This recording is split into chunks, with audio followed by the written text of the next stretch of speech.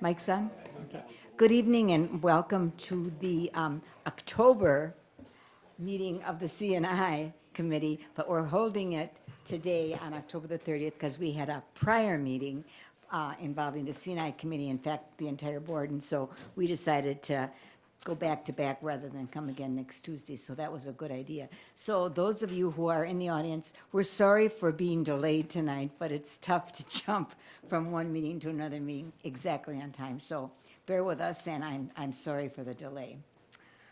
Okay, the meeting will come to order, and Mary Jo, has the meeting been posted? Yes, it has. Okay, thank you. Are there any citizens in the audience that would like to address the board this evening? Okay, hearing none, then we'll move on for the approval of minutes from the September 2nd meeting. Do we have a motion, please, to approve the minutes? Second. Second, okay. All those in favor, respond by saying aye. Aye. Opposed? Okay, passes 5-1. All right, tonight, our first feature is Bright Lights, and we're going to be hearing about South High School academic mission and vision. Ryan, would you like to introduce that, please? Sure. At this time, I'd like to introduce Principal of Waukesha South High School, Tim Joint.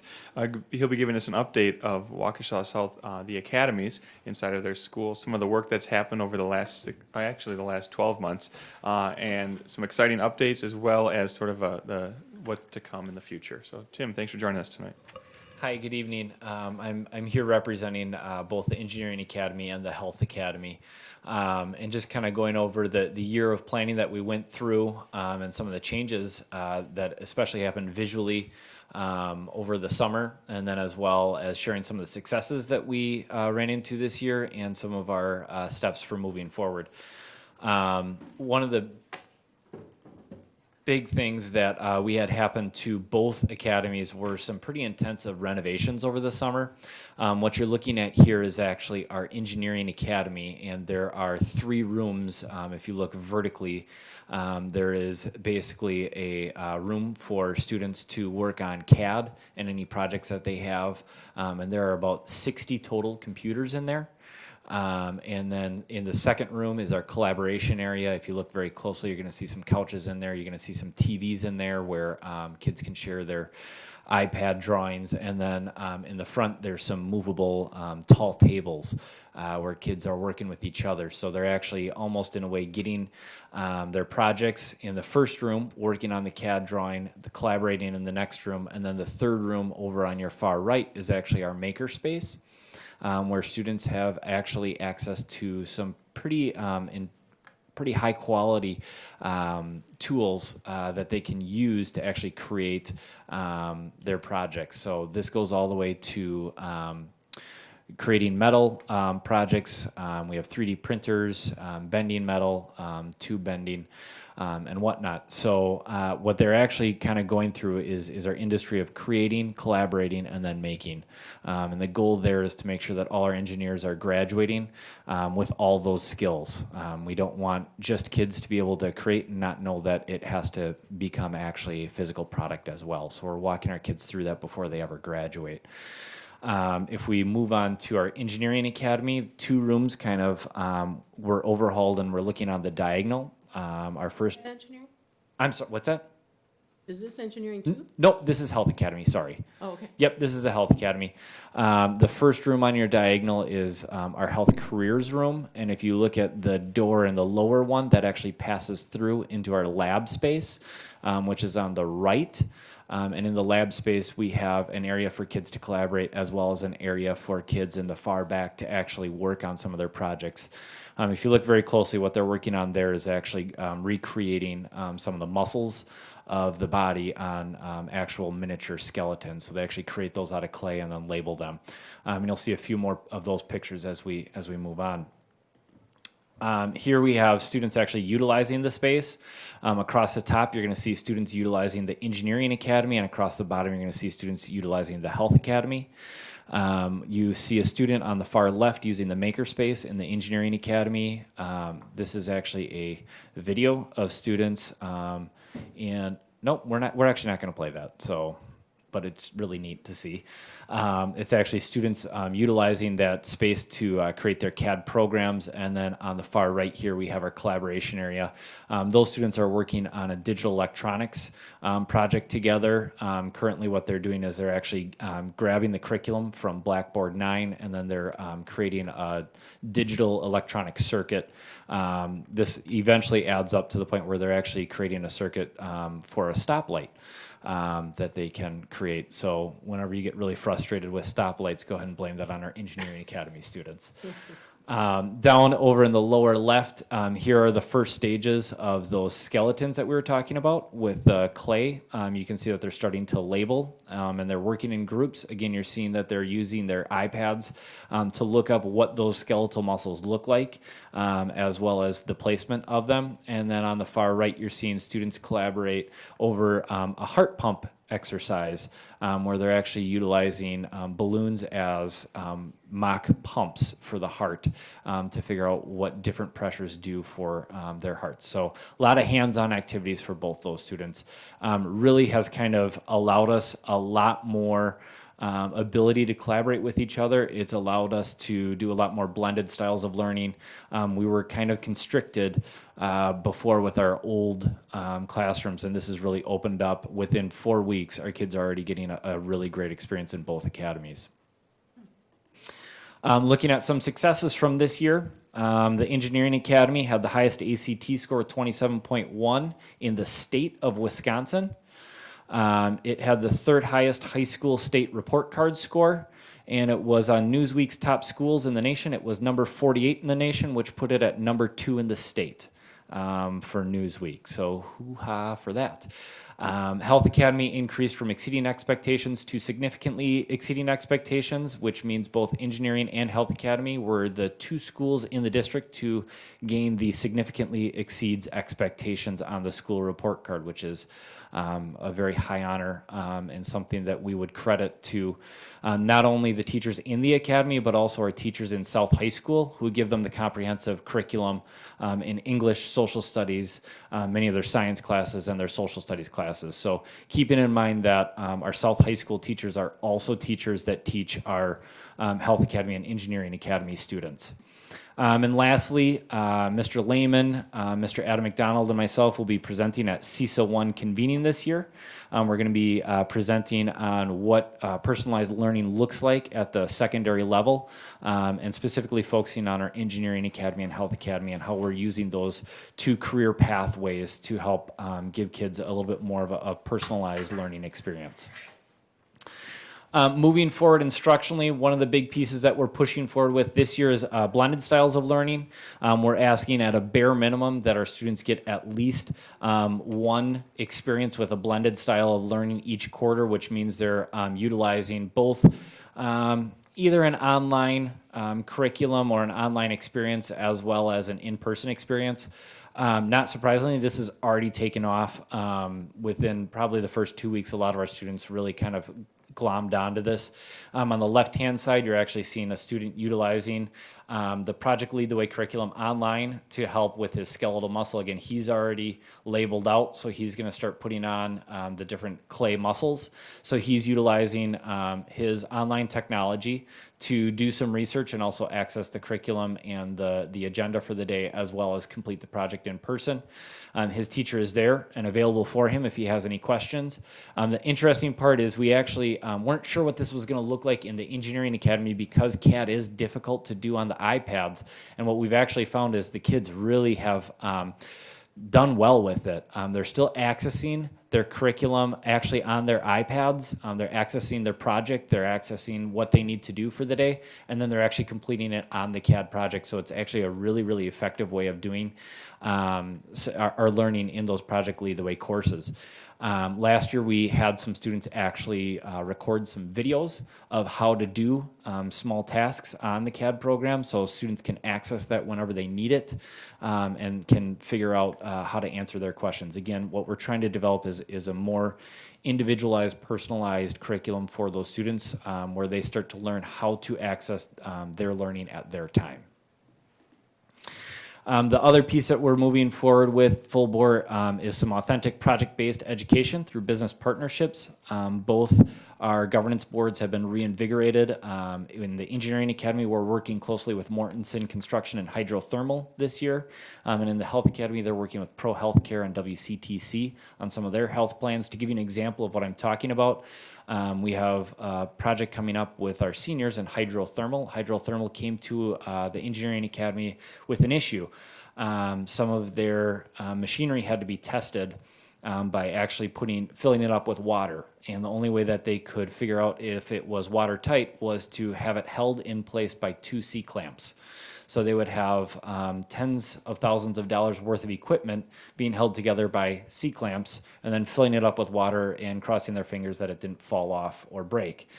So they've actually come to our seniors, and our seniors are actually going to help Hydrothermal by figuring out a better way for Hydrothermal to actually test their products in a much safer way for both their employees and for them to save their bottom dollar as well. So that'll be coming up relatively quickly.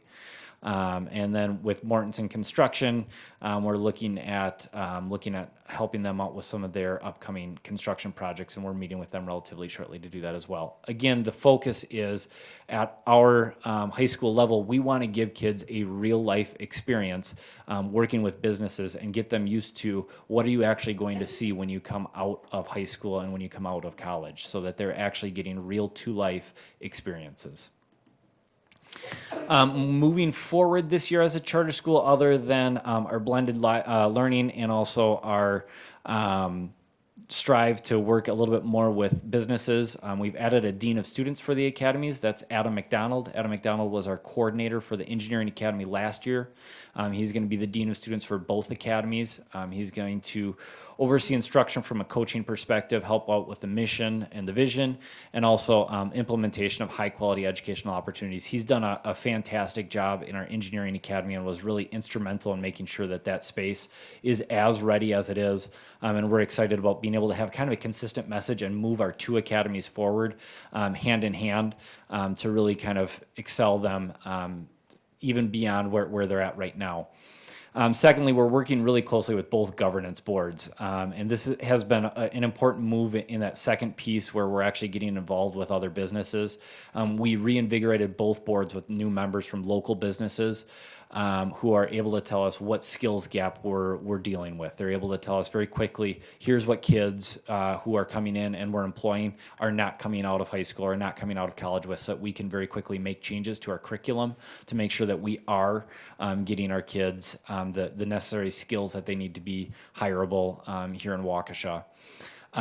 They're currently breaking into committees, not unlike your own school board yourself, to make the work a little bit more applicable. So we have oftentimes a curriculum and instruction committee, a finance committee, an executive committee, and a communications committee focusing on making sure that people know about our Engineering Academy and our Health Academy. That's been something that we've struggled with to get our name out there, but we're hoping with help from a governance board, we can very quickly ramp up that effort as well. We've set up a 501c3 through the Waukesha County Community Foundation, which is a fantastic partnership that we've been able to create. Very, very helpful in making sure that we're meeting all the needs of a 501c3. So that has been... About that, or do you want me to wait till you? I'm going to be done in 2 seconds. Okay, I'll Yep. wait. And then, again, the biggest piece that they've really been able to help us do is identify the gaps for more employable graduates. So with that, Ms. Langell. The 501c3 intrigues me because we already have the Waukesha Education Foundation, which accepts all kinds of donations and makes all kinds of grants. So this is really bypassing that. Plus, you can't, in a public school, even though it's a charter, I assume, maybe Todd can correct me if I'm wrong, donate to anything related to salary, so it would just be essentially equipment supplies, I assume.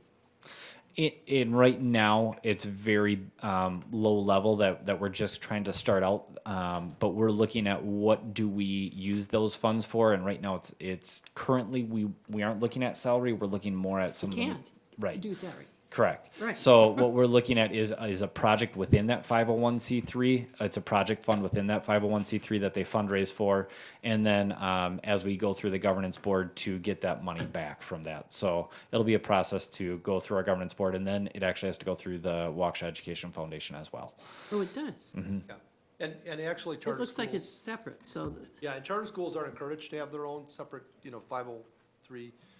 501c3 accounts to get grants and so on. Many granting agencies, if they think it's tied, if it's a school, they're not gonna give us a grant, but they will give a smaller organization, like a charter school, a Right. grant, if they have a determination letter in a 501c3, so. and then it'll go That's- through the WEF. Yeah, but, I mean, to get there, they have to have their own, it's called determination letter, to show that they're a nonprofit organization, and the only way to do that is to have their own 501c3. Okay, thank you. Thank you. Did you want to add something, Ryan? No. Okay. Any questions or comments? I would just Mr. add, Bonner? yeah, I would just add, at the end there, Tim was talking about the governance boards, and I've had the opportunity now to meet some of the old and some new people on the governance boards, because they were getting a little bit stagnant over there, and I would have to tell you, it's a huge turnaround at that level. We have some new faces and people there that are really driven. In fact, none of this every other month anymore. It's going to be meeting monthly, and we're going to do this, this, and this. Great, but it's very positive, and the whole atmosphere over there, I would brag about. It's just wonderful. What kind of people are on the board? When we look at the engineering governance board, we're looking at Mike Duckett as our current president. We're looking at a few other engineers as well as construction companies, and a few personnel from Quad Graphics in terms of a marketing person from there, as well as, and not from Quad Graphics, I'm thinking of a technology person as well. We're trying to round that all off. We're working with Pro Healthcare on the Health Academy Board. Cheryl Gemajanani is the president there. We're also working with WCTC and a few other organizations as well. Great, thank you. So they're all people that are interested in those specific fields. Absolutely. That's great, because they'll provide a lot of leadership that, we're looking for from the community. Great. Any other questions, or? Yes, Thank you. Ms. Ryanchek. Thank you. The 4 businesses that you spoke of, the Martinson, Pro Healthcare, and the 2 others, I feel like last year we heard a piece on STEM immersion where you were putting them together. Is that the same thing? Is that completely different? Yep, it's born out of that. It's kind of that year 2 leap.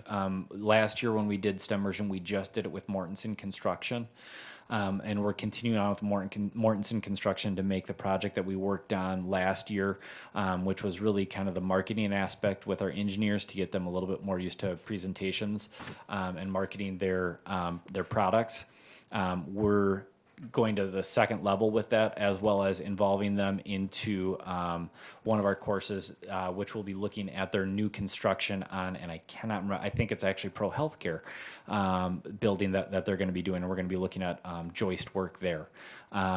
We had such success with it that we want to continue that, which is why you see hydrothermal being folded in, and the Health Academy, because they were not involved with STEM immersion last year, they're going to find their first implementation this year, and it's probably more than likely going to be with Pro Healthcare, but we're already working with WCTC on a couple of our transcripted credits as well, So those are the 4, Mortenson, Pro Health, Hydrothermal, and WCTC? and hopefully more.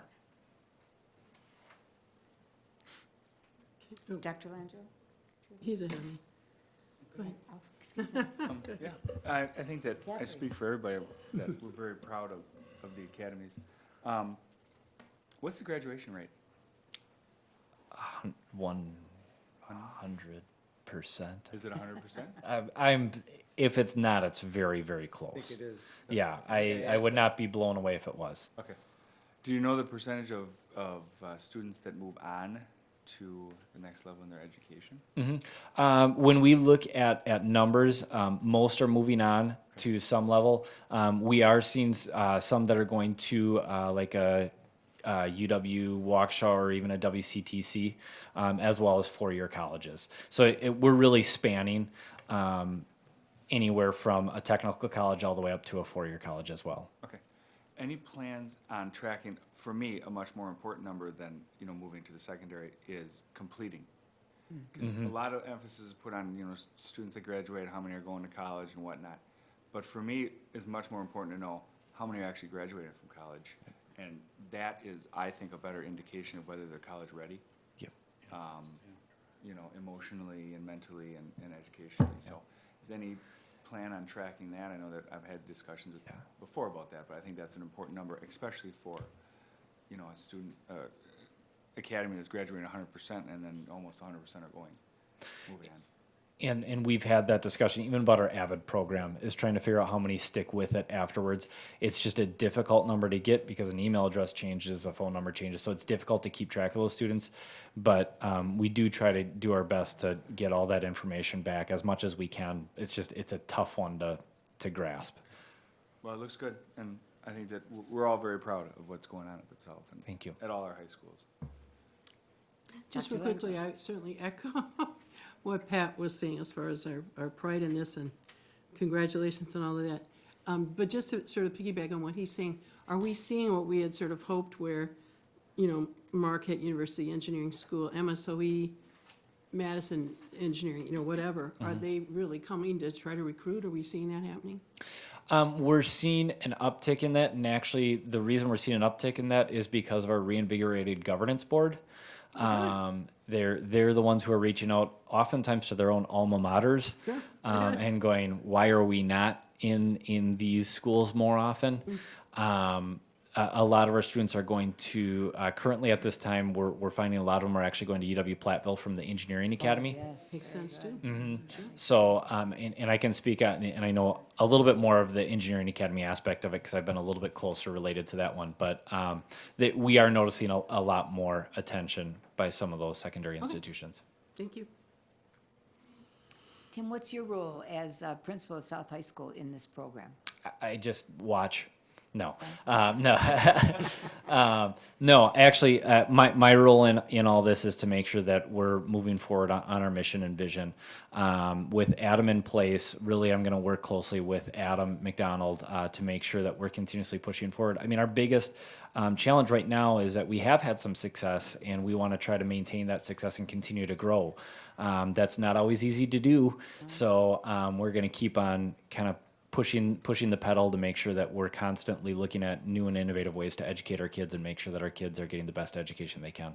So is Adam serves somewhat as a principal, providing leadership and A overseeing dean of the students is probably the best way to put it. Okay. Really being able to be an instructional coach as well as looking at different ways of providing professional development for our students and making sure that he's looking at different ways to educate our students and make sure that we're staying ahead of the curve. Okay. Do some of the teachers that teach in the academy also teach in the regular high school? Or are they Yes. strictly in the academy? Yes. Very Yes. much so. Okay. Very they- much so. they cross over. It's a give and take. We have some of our teachers in our academies that teach South students, and we have many of our South teachers teaching students in the academies. And that's why I always try to make sure that I note that, because anytime you look at data that comes out at the district, please note that our teachers teach all of our students in our building, which includes our engineering academy, includes our health academy, includes our South students. So some of that data is somewhat misrepresented because it is individually the engineering academy, is individually the health academy, and then is individually the South. You might not, know this, but I'm wondering about how many students would you say in the academy come from north and come from west? I don't know if I could give you a total off the top of my head, but I could certainly look into that and give Okay, that. just was wondering what percentage. Are most of the kids in there South kids or? Yes, the grand majority are still South footprint Okay, students at this but time, you have yes. some from north and some from west? Yep. Okay. Well, like all board members have said, Tim, we are extremely proud of the accomplishments and achievements of the academy, of the students, of the staff, of yourself as leader. There's a lot to be proud of and a lot of wonderful things going on at South. And keep broadcasting that all over southeastern Wisconsin because it's a great story to tell. Will do. Thank you. Thank you. Okay, this evening, we have no action items and 2 presentation items, and the first presentation item is Assessment Coordinator. Ryan, would you introduce that? Yeah, I think we have a presentation coming up, so maybe we'll leave the lights. But at this time, I'd like to introduce Dina McCormick. Dina has been with our school district for about a month now, and we're excited to have her on board. She's going to share a little bit about herself tonight and her, more specifically in the role that she'll be working with, as well as dig a little bit into some key targets that we're looking at for our data this year. As we know, big data is out there. Have had more data in our system and more access to data than we've ever had. But that doesn't mean that we're using it well, or it's providing that we're able to nail down and drill down to what matters and what doesn't. And helping us to decode some of this work and provide readily available data to the school board, to our community, as well as to every classroom teacher. Dina is going to be incorporating some tools and helping to break some of this world apart. So at this time, Dina, welcome. And you have to push the button to talk. Do I hold it down? Just push it? Welcome, Dina. Just for your information, prior to this meeting, we had a board meeting related to Agenda 2017, and we did talk about data and testing, et cetera. So you're just filling right in where we left off. Okay. So thank you for being here. You're welcome. So I'll get started. One thing I want to talk about is just my vision coming to the district. Someone help me how to, the right arrow? Okay. Maybe I'll just do this. I'll push it up. Should I push it up? Go do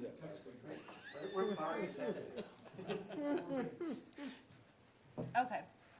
So one of the things, here are kind of 3 of my targets coming into this position, is organizing and providing access to available data. So I spent some time the first couple months just looking at what we use here in the school district of Waukesha, how people can access it, what types of information do we have.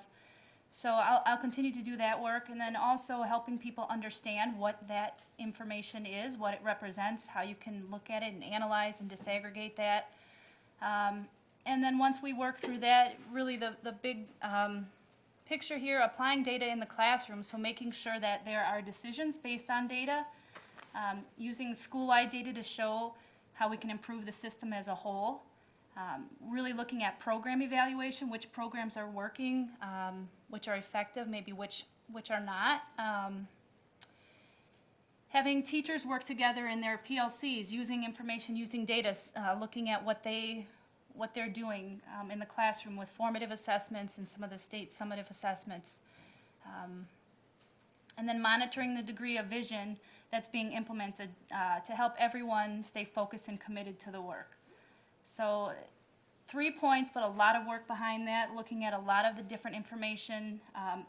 I'm learning that people are on different levels as far as their understanding, as far as what people use here. So just trying to get a good gauge on that, and then providing a tool to be able to have folks look at that data and use it, so they're not spending their time hunting for the information, copying and pasting it into Excel sheets, but rather having dashboards that they can look at. So a principal's looking at their school improvement goal or their SLOs. As that information comes on, say they finish their spring testing window, that data gets applied, and dynamically and instantly those dashboards are reflective of that data. So again, they're not spending the time looking for that and researching where that is and having to add that, but those dashboards will just be set up.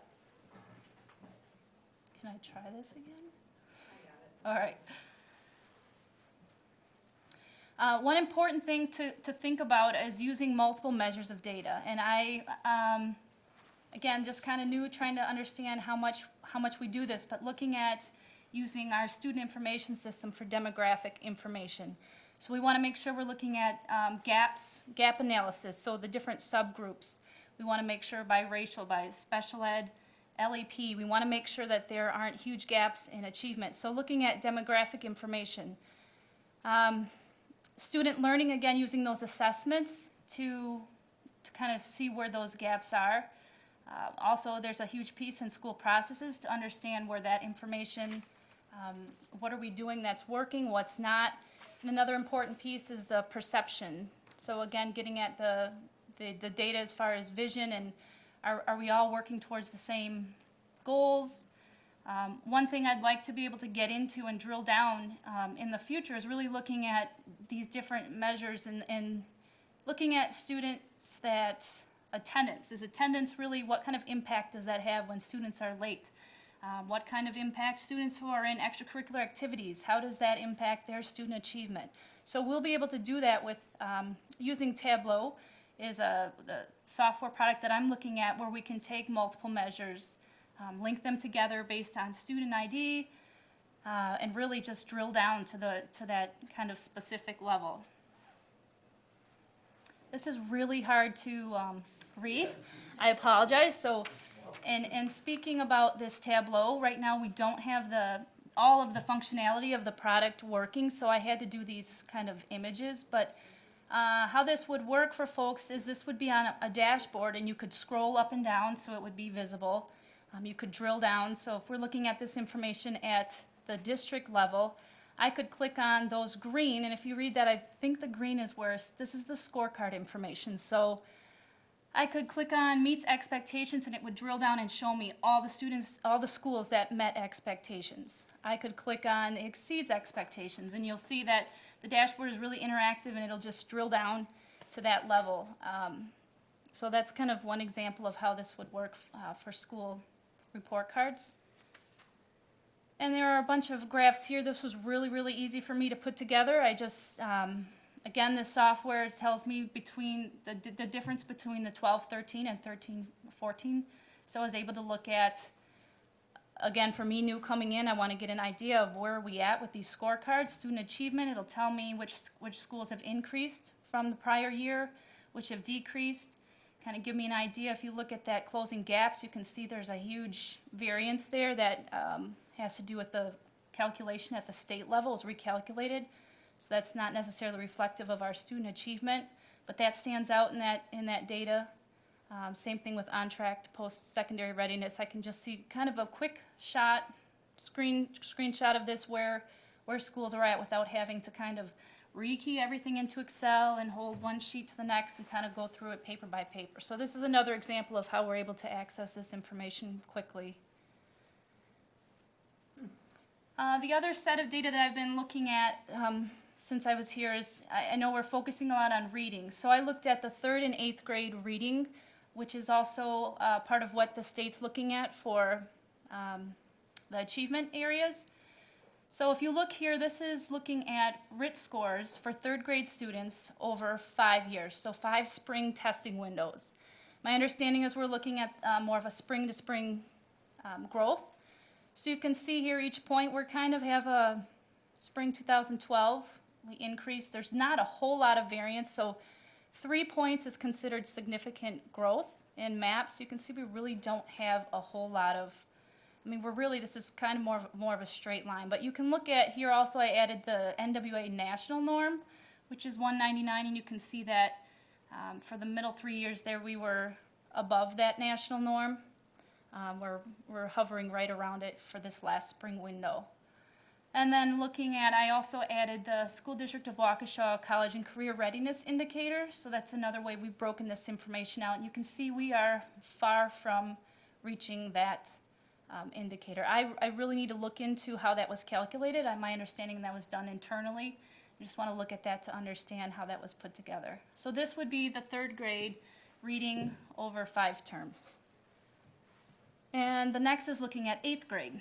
So this is a little different picture here. You can see that there really is a significant jump from the spring of 2010 to 2014 at the 8th grade. And again, you can see that the national norm is 222, and we're significantly exceeding that this last spring, but still pretty far off from that School District of Waukesha College and Career Readiness Indicator. So this is what I have for you so far today, these 2 points of data, but just hopefully you can see my vision and where we're headed with how to use these dashboards and get information into hands of principals and staff to be able to use this to drive instruction. Yes? Dr. Angel? Thank you. Is it Dina? Yes. Okay. Your background obviously must be in statistics and data, I assume. I worked in the assessment department. I actually started out in technology, but it kind of really found myself liking the data side of things. So it works well because I can tool around in the products of IT, but still look at the assessment data, yeah. I appreciate what you've done, but I guess since I've been on the board, I've constantly asked for something that you can help us going forward and at least help me. If everybody else doesn't want it, I do. Because you use the word disaggregate, okay, disaggregate. And I think that when we see mass data like this, all of our third grade, it's helpful in some ways. But I still think mass data can be a real limited tool. But if it's disaggregated, we can see how are we doing with this subset, okay, of students. And what's the difference between this subset and this subset? And I think we learn more from that than we do when they're all glommed together, on one chart.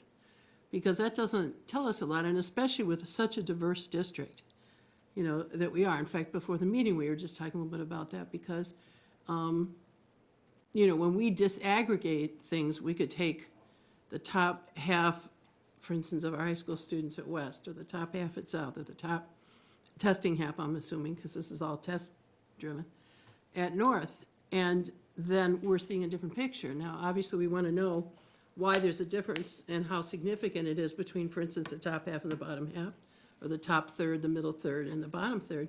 But still, it tells a much more compelling story. And I think it yields a lot more fruitful analysis than if everybody's just always lumped together. Now, I know for tonight, you probably didn't want to do that. But going forward, for me anyway, as a member of the school board, that's so much more helpful. I mean, I know we all hope that we can bring the bottom third up to where the middle third is. And I applaud that goal, and that's a great goal. But when we measure our district, we have to be realistic, I think. And so if we see this disaggregated, it's going to be so much more helpful than just to see a lump, everybody third grade. Right. Okay? So if you can try to do more of that, at least when you come to the board, going forward, that will be ever so much more helpful than just one aggregate lump. And this is kind of where I started just as an introduction, but absolutely, I've already done some of that work, and that's something that I absolutely can share out. Okay. Because I think that will be very much more helpful. Because when we see that big line up there, we think, oh my God, Right, how right. terrible are we? Right. But, I mean, again, I think a lot of our students are up there, and many of them are above that. But obviously, because we're such a blended district, Right. and as you know, somebody in statistics, it only takes one person getting a 10 on the ACT to bring Right. down quite a few getting a 27.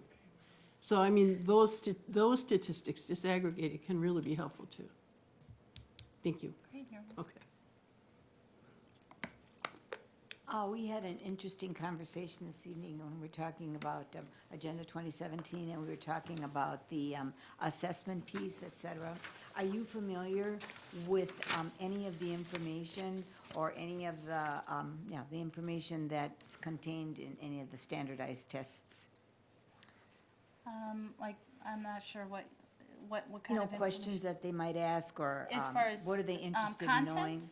Content of the Yeah, test? content. Well, the new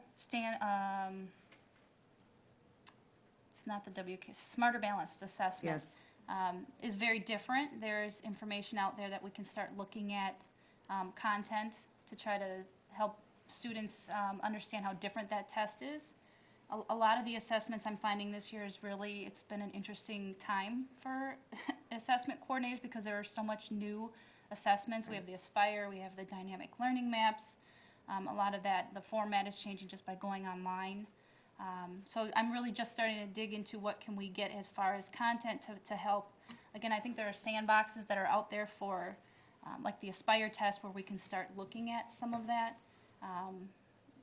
It's all so new. I mean, we literally just last week got some more information on the Aspire test and the dynamic learning maps. So, yeah, as I learn more about that, I'll if you were talking WKC, I could talk all day on the content. But this is part of the challenges being new and really trying to understand that. So,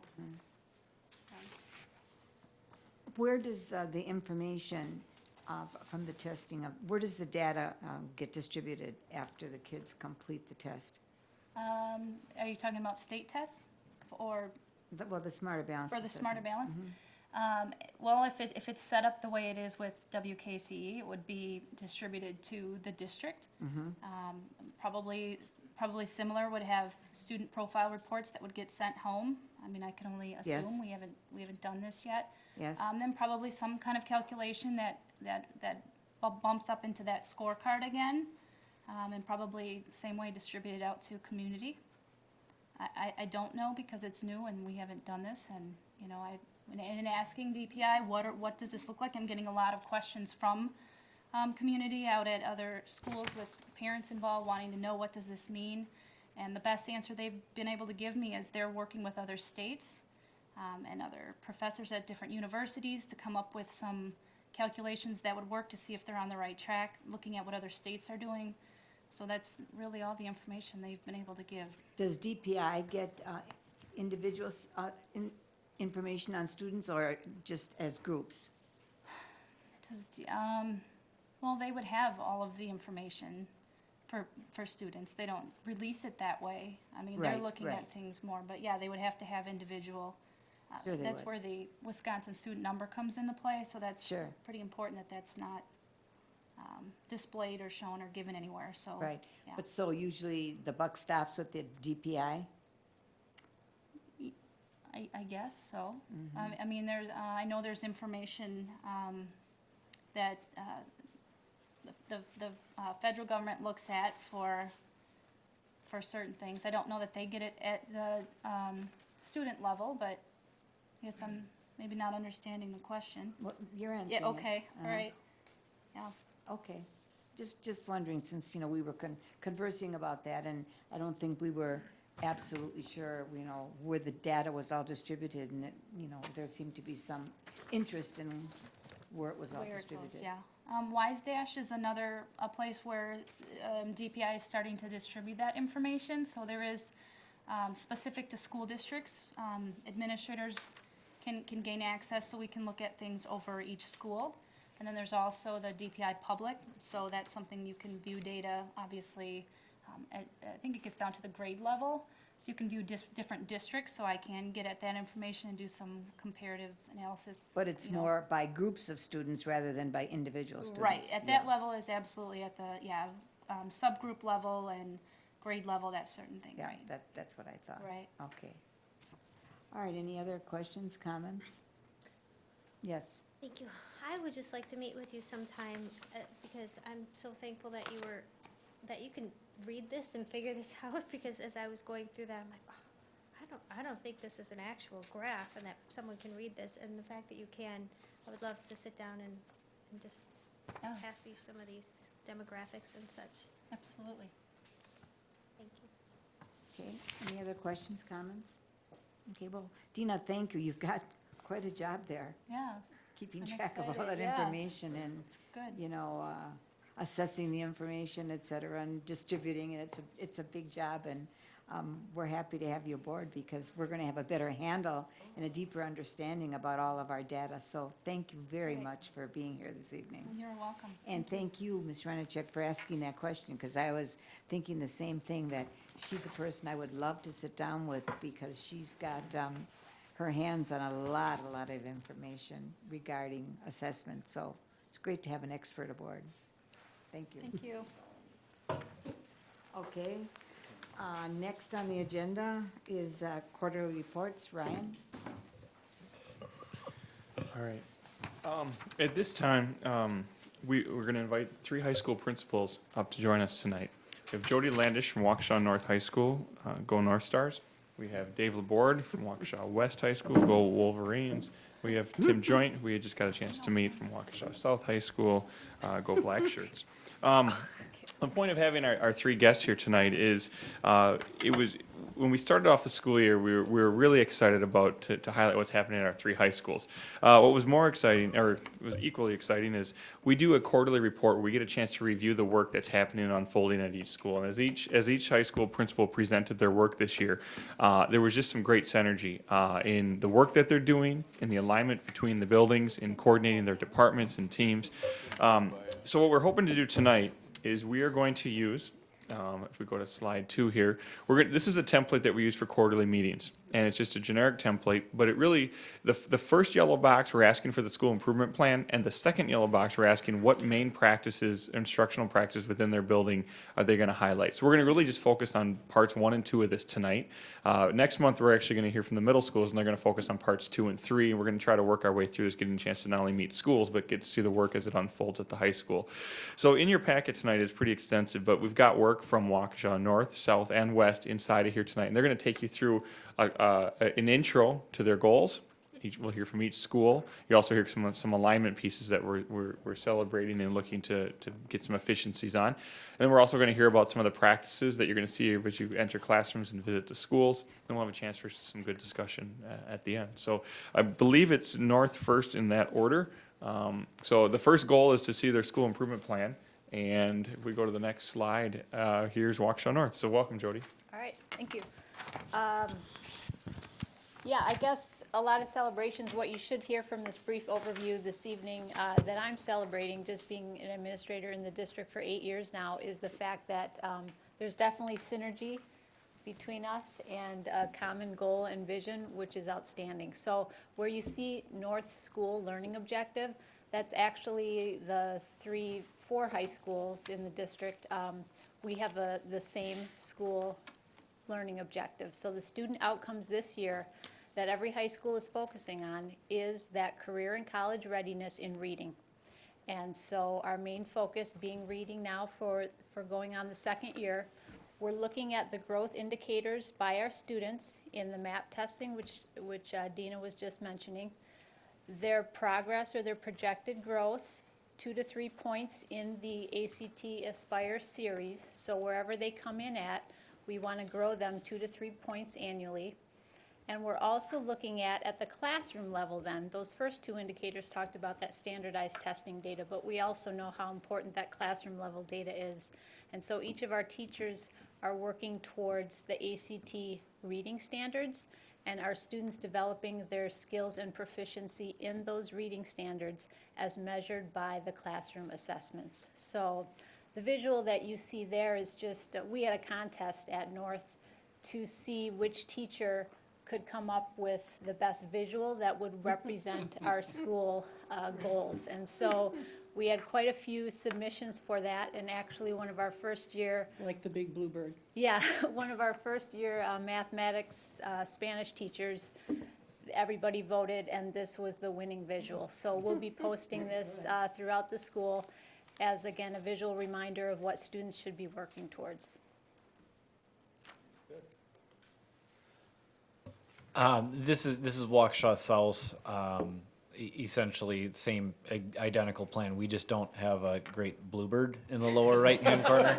So if you want me to leave, I can. That's fine. Has to be a red bird anyway. There you go. But you're going to notice that our school learning outcome is exactly identical. We added a little bit of specificity to the starting point as to how we're going to get there through Stephanie Harvey Literacy Strategies, which is the literacy summer institute that we went to this summer. Some avid critical reading strategies. As you know, we're a deeply embedded avid school, and so we still utilize those critical reading strategies, which we found there was a lot of crossover between the Stephanie Harvey literacy strategies and the avid critical reading strategies. So that was a really great way to know that we were headed in the right direction already. And then our WICOR in every instructional lesson, and WICOR standing for writing activities, inquiry activities, collaborative activities, organizational activities, especially when we put technology in each kid's hands, and then finally reading activities as well.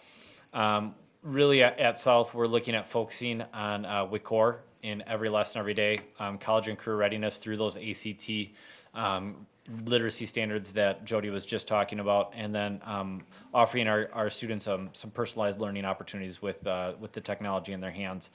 And I apologize about not getting this to you, but these are hyperlinked to make this come to life.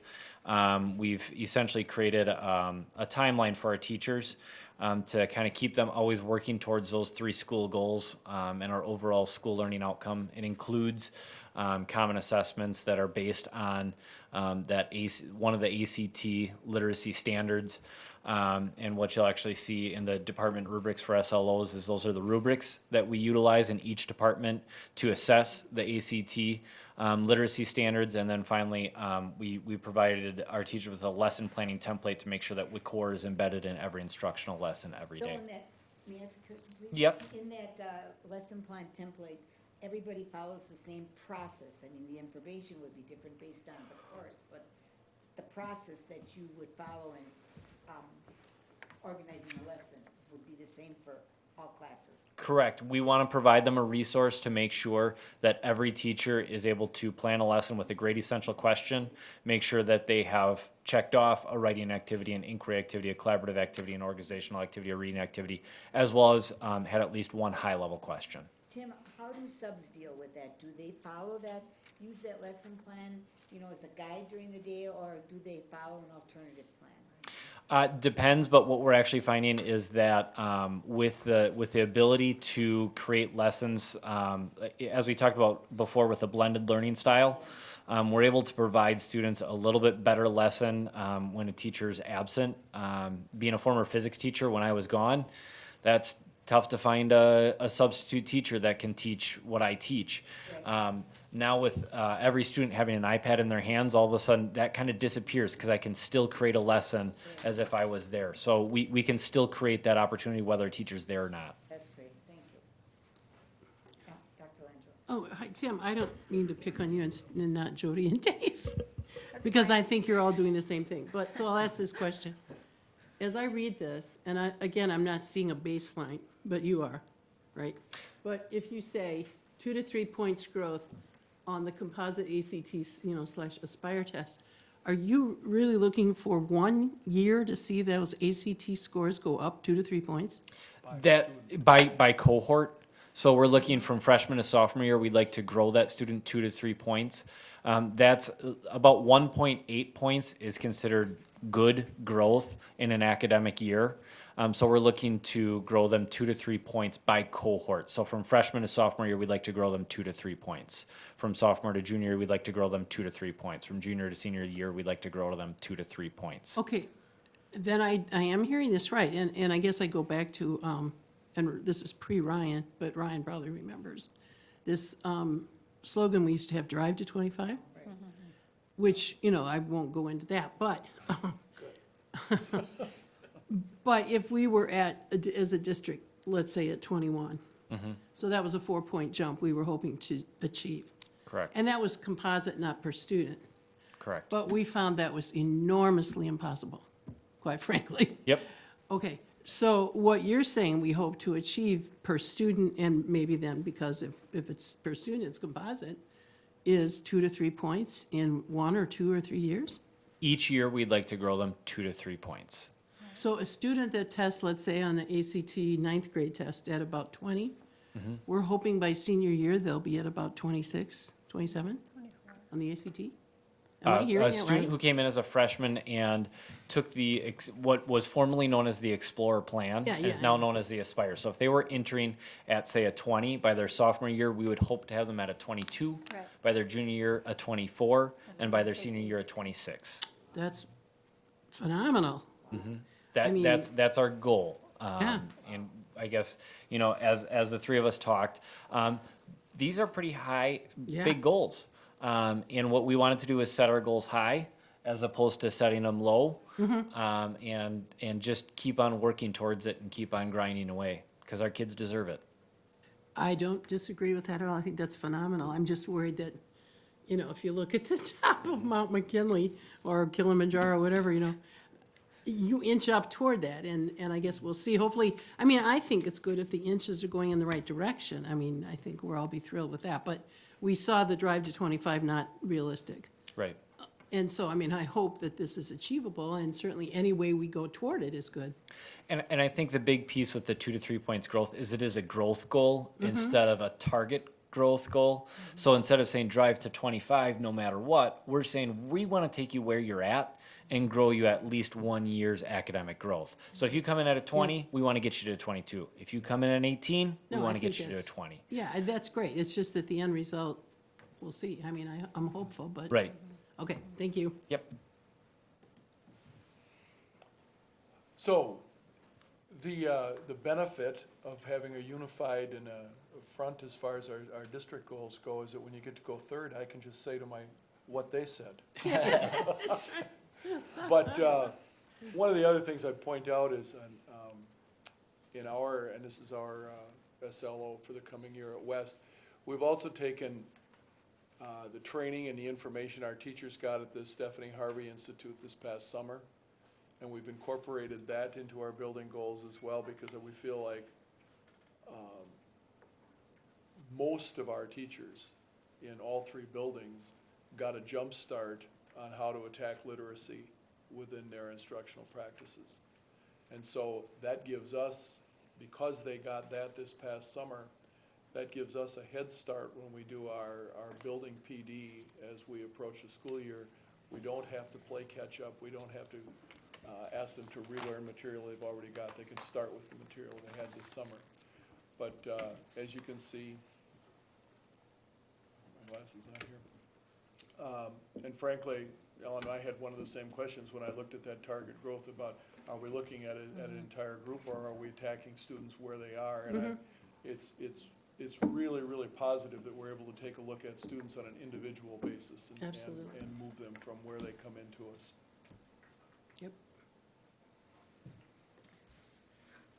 Could one of you tell me what you think the Stephanie Harvey literacy belief system is? You know, what do they emphasize? I could tell you in my slide The after next this. slides, yeah, the next slides should speak to that. Absolutely. So I'll transition here quick. As they share their goals and some of the excitement with what we're looking at, again, that goes into talking about the high standards and reaching college and career readiness, which we talked about in Agenda 2017 conversation. The next area was also about the instructional practices. What are those high leverage instructional practices, or people have used the term instructional guarantees, that if you walk into a classroom or into the school that they've identified. Now, the list of instructional strategies can go on forever. Right. And so to think that we could, but at the same time, we wanted to guarantee that there was a foundation and understanding across the system as well. So it was a balancing act and took some time. But again, the three of them balanced this nicely. And we're going to hear from each site again, instructionally, kind of what the focus point is and what you're going to see, what you'll see in common from class to class. And back to answer your question, Barb. Okay, thank you. Oh, that is, doesn't look good, but that's all right. So making thinking visible, I mean, Ms. Brezink, to answer your question, I think one of Stephanie Harvey's main principles or values is how we can make student thinking visible in our classrooms. And so a lot of the literacy and reading strategies and practices stem around observing what students are doing in the classroom, meaning making thinking visible through their writing, and making thinking visible through verbal communication. And so this tool is actually a classroom walkthrough tool that all schools in the school district of Waukesha are using, okay? So this is pre-K 12, not just at the high school level. And so all principals, coaches, executive team members, when they're in and out of buildings giving feedback to teachers, they're receiving the specific feedback on what their students are doing. And then we're able to also, at the instructional leadership team level, analyze data on a bi-monthly basis at our leadership team meetings to see just where our strengths lie, where we need to still to continue to improve in terms of professional development. And so the specificity from this and what we're looking for students to be doing is, again, I'm thrilled about. It's great for our teachers. It provides them the formative feedback that they need to grow. Not only does it look at the verbal and the written communication that students are doing, but it looks at the depths of knowledge happening in the class. So Are students writing at a level of recall and recognition, or are we extending their thinking to that strategic thinking, making them analyze work, et cetera? So they're getting feedback on that depths of knowledge, so we can also see the patterns that are happening in and out of the classrooms as well. So this is one piece of a strategy piece that they're receiving feedback on throughout the year.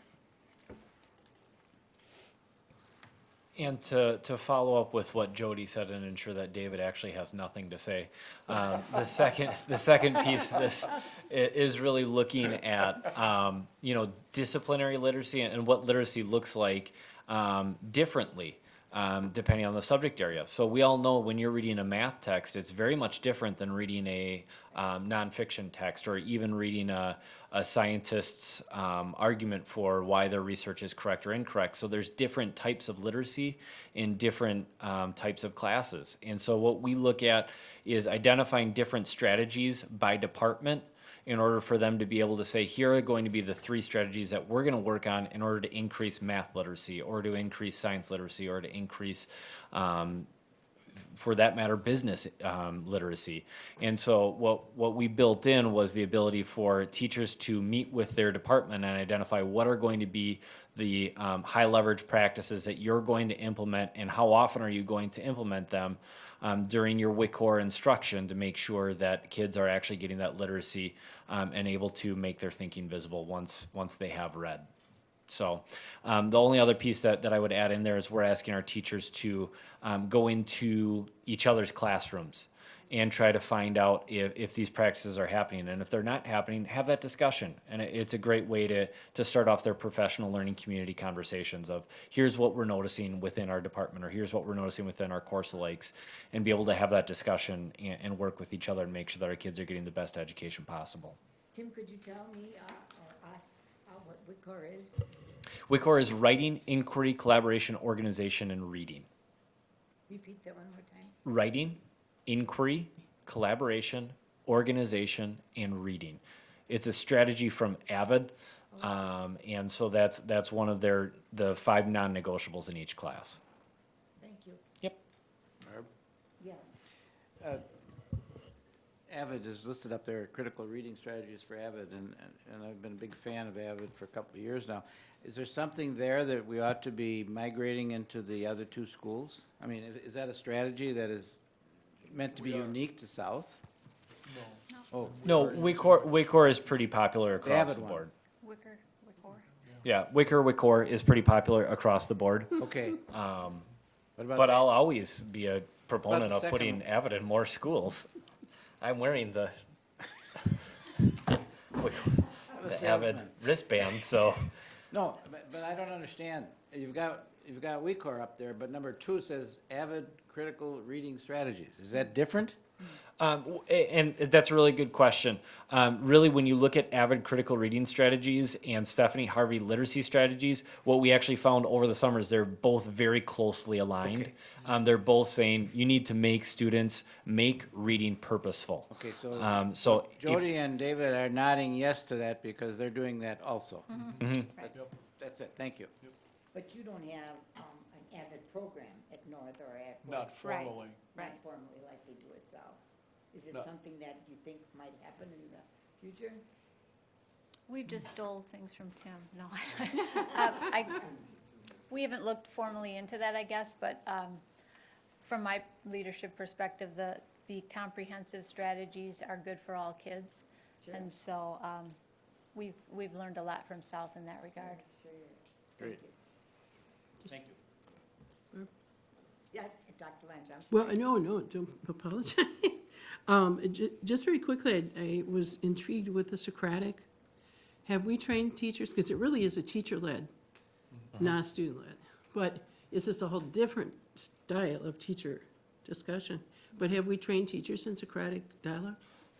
Socratic seminars are actually, that's also an AVID strategy as well, but we have done some pretty intense PD at both West, North, and South in terms of how to get to the Socratic seminar and really What we describe it as is the big S and the little s, and the little s is the preparation for the Socratic seminar. Okay. And that's the most work that needs to get done, is getting, having the reading done, annotating the text, having those high-level questions available. And then the big S is that Socratic seminar, and really that is more student-led than it is teacher-led. The teacher really works on that little S and getting the kids prepared, but once that discussion happens and that authentic discussion happens, that's when we really unleash our kids' potential with what they can do with literacy.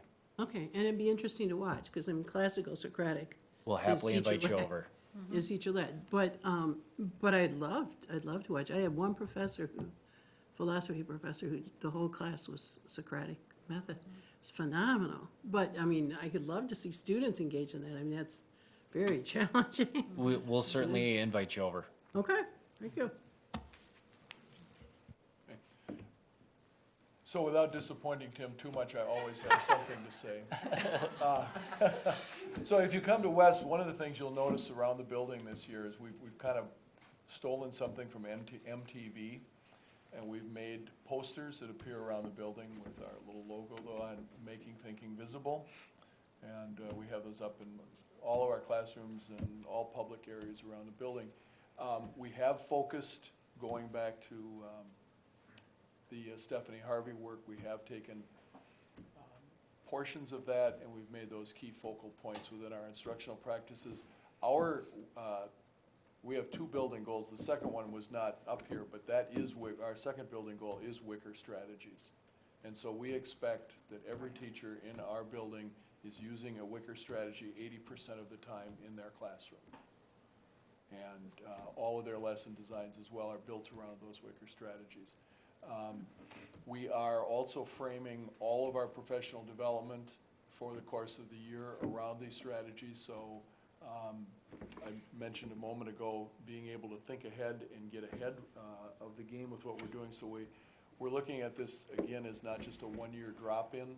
We're looking at this as a process. We're starting that process this year, and we hope that, we're sure that we will continue this because we need to get this fully embedded into our practices at West. Is Cornell Notes something that all students use, or is it selectively used? It's selectively used by department right now. Okay. Mainly social studies and English, as you might expect. And our one other common aspect here that we are doing at all 3 schools is we have our new 9th grade humanities courses that are a block time for our 9th graders, and that's something they're doing within those courses as well. Wish I would have known about those when I was in school. Wonderful. Notes. Thank you. Any questions or comments? Now is the time for questions. Tim will take all of them. Ryan? I'd like to actually thank the high school principals for not only for being here tonight, but if you listen closely to the collaboration that's occurred across our 3 schools, it's really exciting. It was the process of our meetings and the template that we followed was to really get an understanding of where each school was at in terms of setting achievement goals, articulating some key practices that we'll see across classrooms. So to think about to bring a high school to agree on some making thinking visible strategies or things that Wicker strategies or other pieces, but then to think that 3 across a pretty big town would do that. It hits one of our big goals across our system, which is to ensure some real clarity of not only the goals that we're trying to hit or the direction we're going, but key important practices. And you heard some subtle things through each of them tonight, which was how they're really committed to growing those practices and working with their teachers with professional development, how they're monitoring those practices. And it's not to check up on our system, but it's to ensure that students are getting those great opportunities to learn in the classroom. And then finally, and as Dina went just before them, they took the time to put together some packets that explain some of their goals in writing, and it's shared. It's always live. You can always access it. But one area that we're going to see some improvement on as you go month to month this year is in our articulation of our achievement results and the goals. Dina talked about having those charts in our data be readily available and it's live and it's sort of a live dashboard, like driving a car. Once the assessment's occurred, you get a readout of what the temperature and the speed and all that is. We want that same gauge across our school. So you saw each one of them has their own look at the data in here, but back to Ms. Langelo's request for taking a look at you know, different cohorts and breakdowns, or looking at where we're achieving over time. We're going to see that grow. I would imagine our next report will really have a tighter data system, as well as be able to like click live and break down some of those as well. So I thank them for the work on this, and I hope that it provides a framework where we're at. Just a personal observation, if you don't mind my saying so. We have a very powerful leadership team at the high school. And I'm thrilled that the three of you are here, and the great things that are happening at each one of your high schools. I think it's just wonderful what's going on in Waukesha, but not many people in the world know, and we need to shout it out a little louder. But keep up the good work. Your hard work is paying off. Thank you. Thank you. Thank you very much. Yes, Ms. Ranichek. Sorry, I just wanted to know if we wanted to come and see this in action, when would be a good time? Or, like you said, you were gonna invite us. Don't forget that. 7:30 Tomorrow, to first 3, hour. Monday through Friday. Okay. So It's just- happening all the You time. don't- Just show up and just go, Yep. Yeah, you I know, hope it goes sit in out the saying back you of the don't ever class. need an invitation, you're Right. welcome anytime. Absolutely.